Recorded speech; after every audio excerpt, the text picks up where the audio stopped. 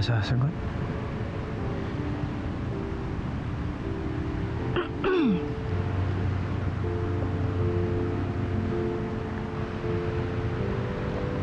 Alam mo naman yung sagot ko dun eh.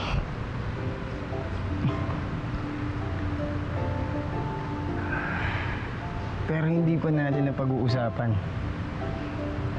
After nung amin na ng feelings, hindi ko alam kung ano tayo. Hindi ko alam kung girlfriend ba kita. Okay.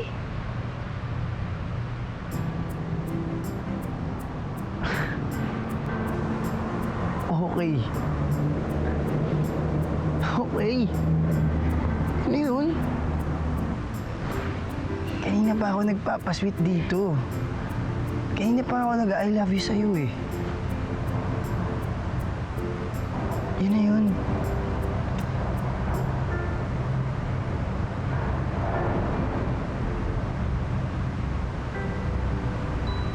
I love you too, Ralph.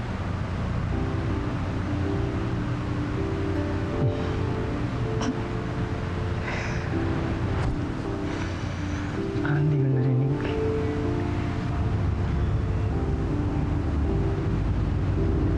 Yung sabi ko, I love you too.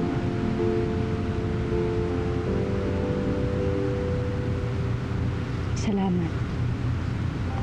Salamat sa lahat ng ginawa mo para sa akin.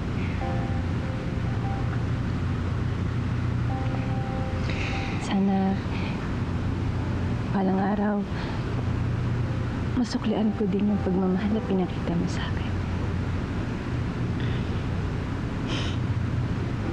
Mahal kita. At swerte ako na ako ang napili mong maging girlfriend.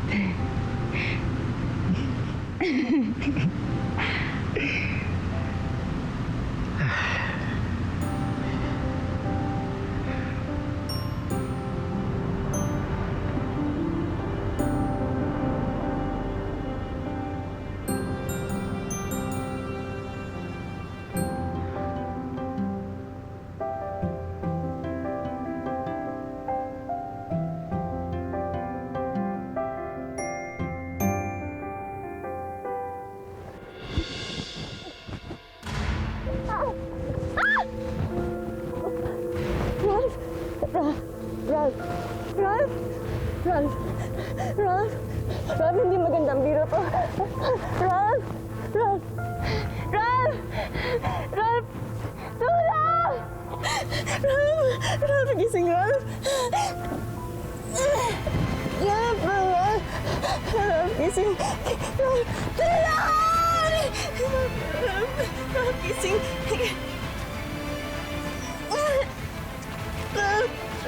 Ralph, gising, Ralph! Ralph! Tulong!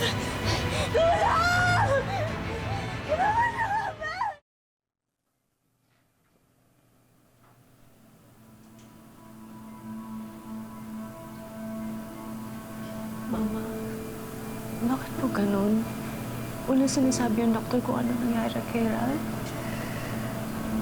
Anak, hindi talaga natin malalaman kung ano sakit ni Ralph. Hanggang sa dumating yung mommy niya. Sa pamilya lang dinidisclose yung kondisyon ng pasyente.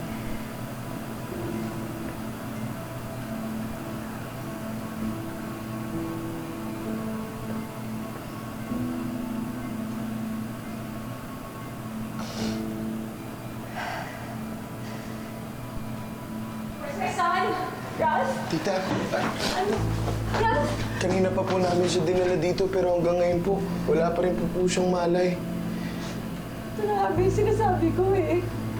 Kaya hindi ko siya pinapayagang maglalabas ni Denver.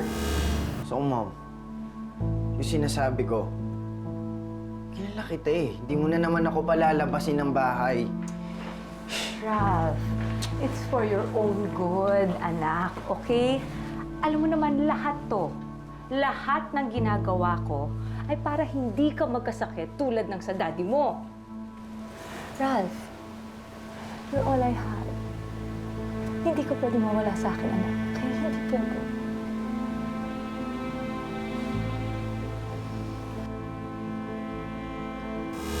Tapos ako, sarili mong nanay, you can't even stay overnight para bantayan ako o alagaan man lang ako, ha?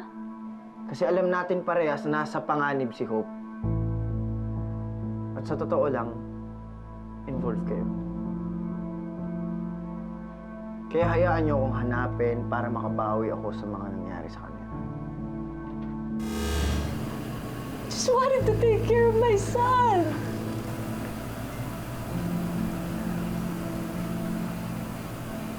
Bakit po? May sakit po ba si Ralph?